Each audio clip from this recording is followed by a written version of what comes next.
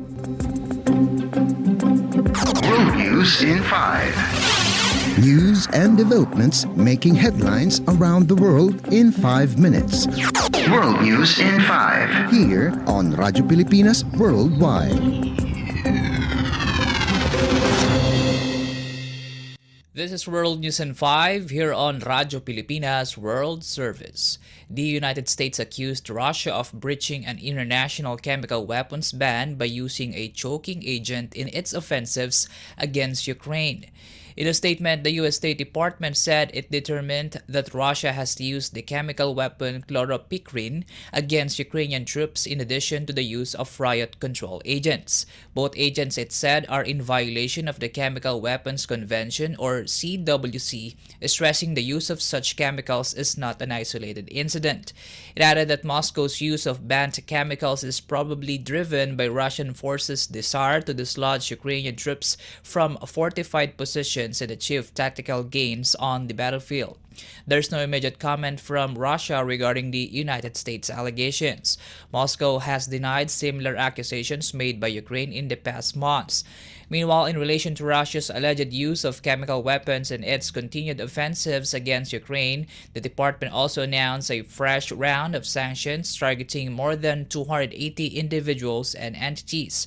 It vowed to continue to use the said moves to disrupt support for Russia's military-industrial base and curtail Russia's use of international financial system to further its war against Ukraine. World News in 5. Here on Radyo Pilipinas Worldwide.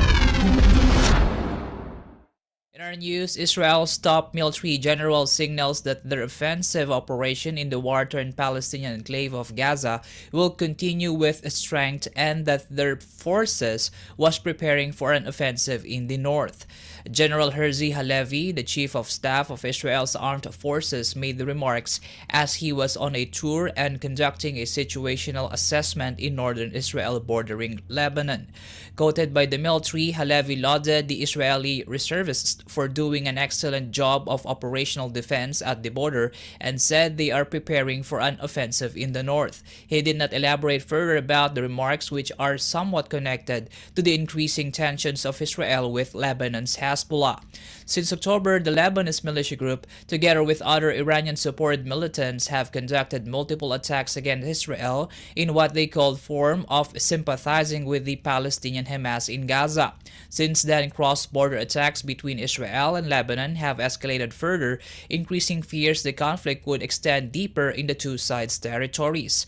International communities have repeatedly called on all parties in the Middle East for calm and restraint to avoid spillover of conflict. World News in 5. Here on Radyo Pilipinas Worldwide. For our Philippine Embassy and Consular news, Philippine Ambassador to Malaysia Maria Angela Ponce highlighted the role of embassies and the importance of cultural diplomacy in promoting higher education. During a roundtable convened by University Technology Malaysia or UTM on April 24, Ambassador Ponce stressed that diplomats' mandate is to facilitate partnerships not just on a government-to-government level, but also through people-to-people exchanges, including academic exchanges. The ambassador said that in the same vein, higher education institutions must also engage in cultural diplomacy to attract foreign students and increase exchanges with institutions from other countries, especially in the ASEAN region.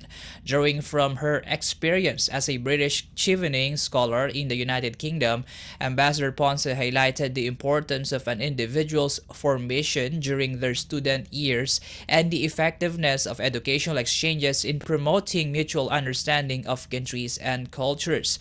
She remarked that in ASEAN, the 2015 Kuala Lumpur Declaration on Higher Education remains a guidepost for all member states. She urged higher education universities in Malaysia to promote international education cooperation, noting that Malaysia has its internationalization policy for higher education together with the Education Blueprint for Higher Education 2015 2019 to 2025.